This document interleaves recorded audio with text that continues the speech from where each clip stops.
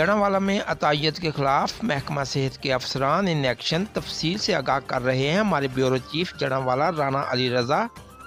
जी राना अली रज़ा। जी, Jaranwala DDHO की जानब से क्वाइकरी के खिलाफ क्रैकडाउन। मकुआना और खुर्डियांवाला में 5 अड्डे सील कर दिए गए। Deputy district health officer doctor Shahzad Ali Rana के मुख्तलिफ जगहों पर अतायत के खिलाफ छापे कार्रवाइयाँ करते हुए 5 अड्डे सील और चालान PHC को भिजवा दिए गए। DDHO डॉक्टर शहजाद अली राना ने कार्रवाई करते हुए अतायत के 5 अड्डे सील कर दिए। डॉक्टर शहजाद अली राना DDHO ने अपनी टीम के हमरा मकुआना और खुर्डियांवाला में अतायत के खिलाफ कार्रवाइयाँ की। जी।